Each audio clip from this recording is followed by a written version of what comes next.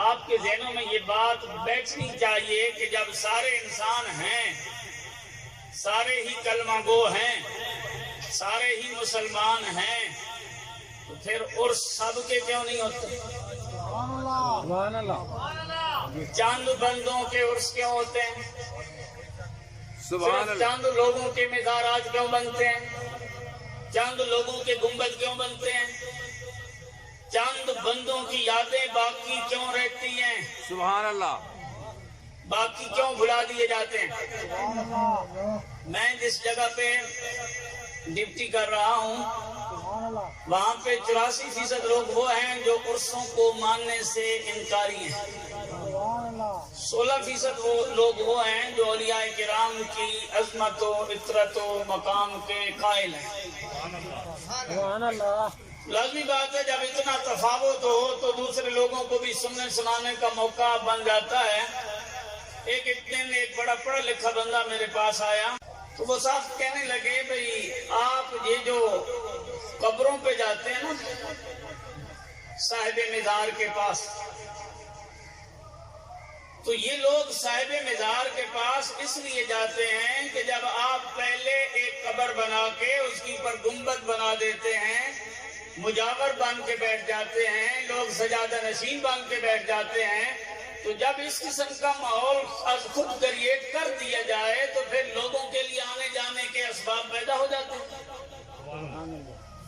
اور لوگ وہاں آنے جانے لگ جاتے ہیں۔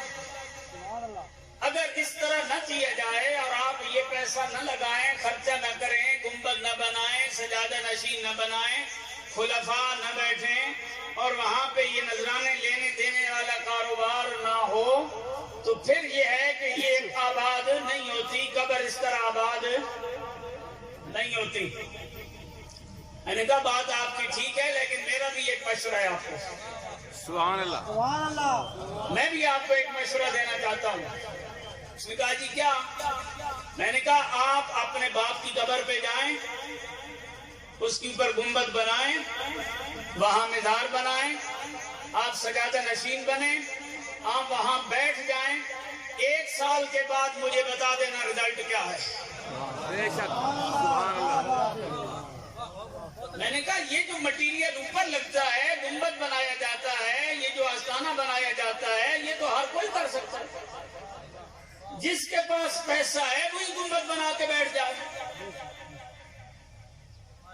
جس کے پاس رقم ہو وہی گنبد بنائے اور وہی وہاں آ کے بیٹھے اور کہے جناب میں سجادہ نشین ہوں، میں وارث ہوں، آپ آئیں میرے پاس تعویذ لیں، ورکے جو دیتے ہیں آپ بھی بیٹھے ہیں اور آپ بھی دیتے چلے جائیں، آسان سا کاروبار ہے، آپ کے لیے کوئی مشکل نہیں ہے۔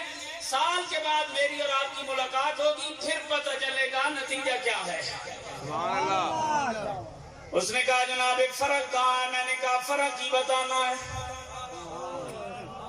یہی بتانا ہے، صرف موت اللہ والوں کو نہیں آتی، موت ہر ایک کو آتی ہے، نیکوکاروں کو بھی آتی ہے، گناہگاروں کو بھی آتی ہے، لیکن عرس ساروں کے نہیں منائے جاتے، عرس صرف پیاروں کے منائے جاتے ہیں۔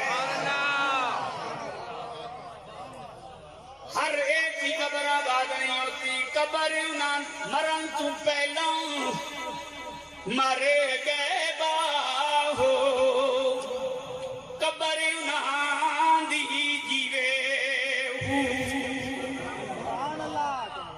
قبر ہر ایک کی آباد نہیں ہوتی، ہر ایک کی قبر پہ رونقیں نہیں لگتی، ہر ایک کی قبر پہ دنیا نہیں آتی۔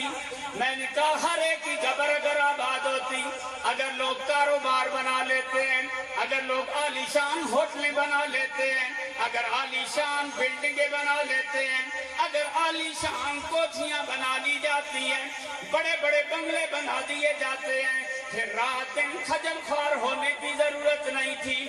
جس کا باپ مرتا اپنے باپ کی قبر کی پر مزار بنا دیتا، گنبد بنا کے بیٹھ جاتا، وہیں مجاور بن کے بیٹھ جاتا، دنیا آتی ہاتھ بھی چومتی، پیسے بھی دیتی، آ کے سلام دعا بھی کرتی، لوگ آ کے آسانی کے ساتھ جیبیں بھر کے چلے جاتے، لیکن میں نے کہا تجربہ کرو، تجربہ کرنے کے بعد خود ہی دوسرے دن بیٹا اٹھ جائے گا، باقیوں کے آنے کی ضرورت ہی نہیں ہے۔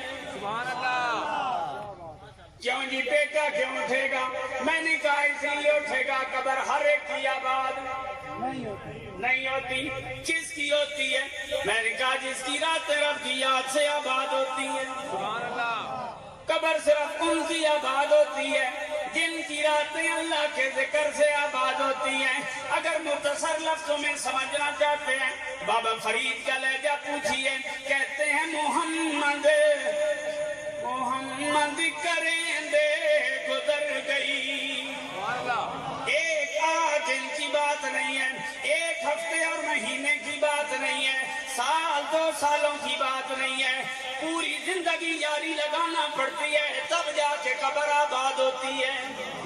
रातें भी रब के लिए गुजारना पड़ती हैं, दिन भी रब के लिए गुजारना पड़ते हैं, जिंदगी की सुबह और शामें भी अल्लाह के लिए गुजारना पड़ती हैं, तब जाके मरने के बाद बंदे की कब्र आबाद होती है।